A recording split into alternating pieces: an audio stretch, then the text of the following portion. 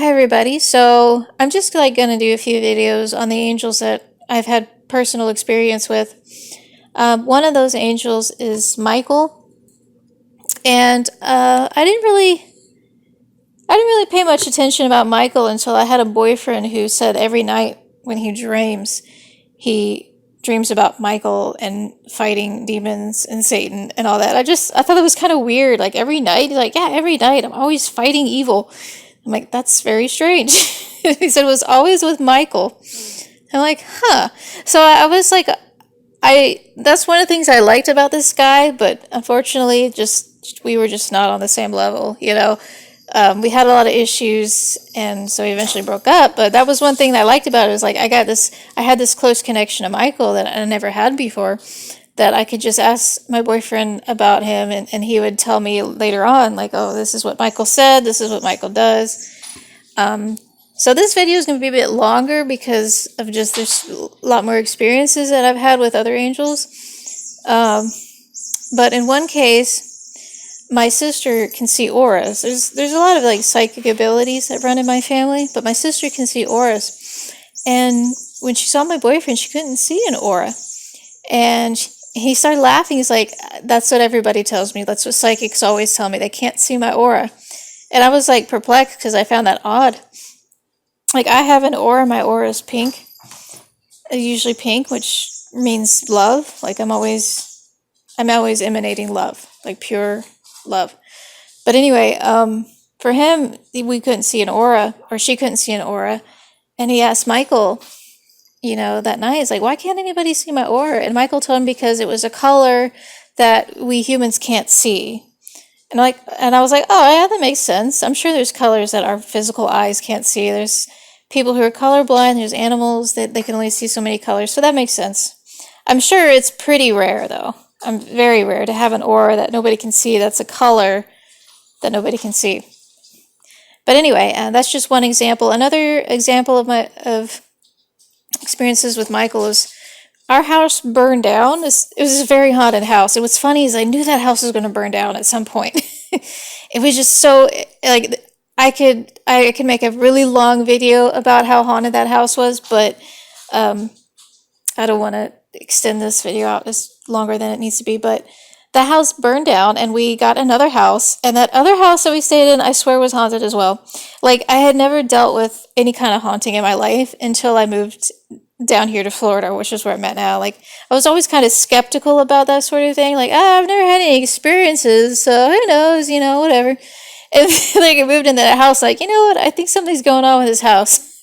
And everybody else had the same experiences or the similar experiences, same feeling about that house. But when we went into this other house temporarily, I'm like, there's something in this house as well. I can feel it. I can smell it. That was the thing that got me. Is like, my psychic gift, I guess if you want to call that, is smell. Like I could smell something that, just out of nowhere. I smell like perfume or roses or just. But in that house, it was something like putrid. Like it's literally smelled like shit. And I would get this smell just in the living room, sorry, just randomly out of nowhere. And I looked all over the place for the smell, the source of it, and I couldn't find it. And then it would just go away. As quickly as it appeared out of thin air, that smell would just disappear. I'm like, is there something in the walls? I don't know. It's so weird. Apparently, I think it was there was an elderly woman living in that house who passed away. And I don't know if it was her or what. But one night I had gone to sleep out on the couch and I just woke up in dread. I'm like, and I could see in my mind's eye there was a faceless entity with like no skin standing behind me, like menacingly watching me. And I was so terrified, and I just prayed for Michael. I'm like, Michael, please come help me and get this demon away from me or whatever. And then I heard this really loud screeching. And like the screeching was like, I guess in my head too, but it was so loud. It was so weird, because it was like, it was hurting my ears, but it wasn't like an external screeching. It was like a screaming or screeching. It was so loud. I told it to shut up, and then, and what was weird was I could also hear this woman's voice. So I don't know, maybe it was a woman that was haunting the place, and then whatever, the screeching went away, and then I felt better. I felt like whatever it was gone. And I told my boyfriend about that, and he's like, oh, okay, that explains it. I'm like, what explains what? And he's like, well, last night in my dream, Michael said he had to go take care of something, and he left for a little bit, and then came back. I'm like, oh, so he did come help me. That's good to know. That was interesting, you know. Um, but after that, he and I split up, and there were times that I would pray to Michael for help whenever I felt like I was being attacked by dark forces.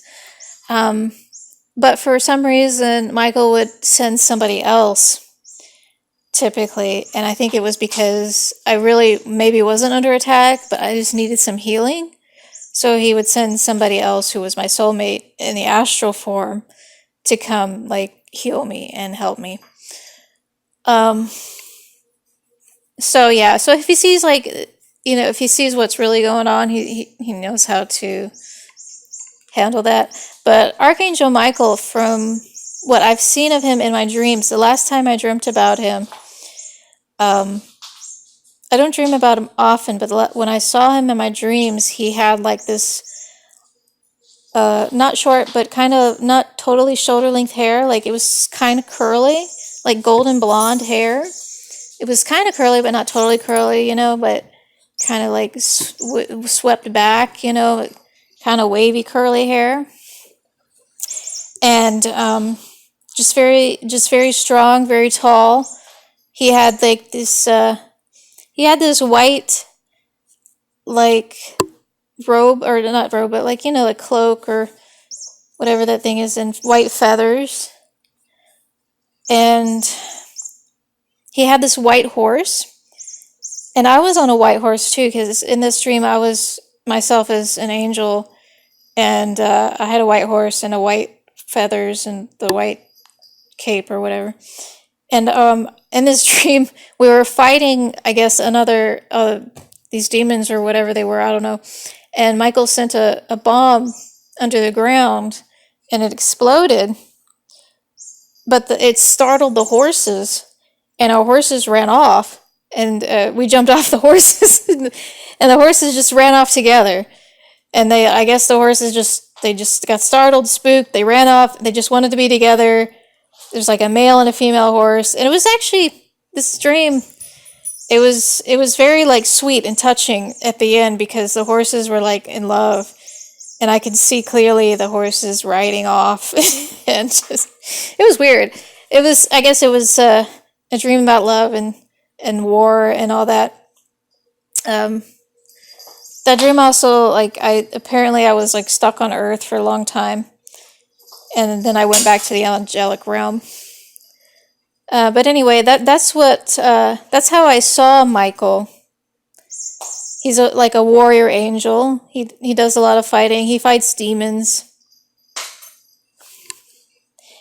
and I thought I was gonna have more. But yeah, that's my experience with Michael. A little more than the other like Azrael. So my other video is going to be on Gabriel. So I hope you enjoyed that short video. And take care.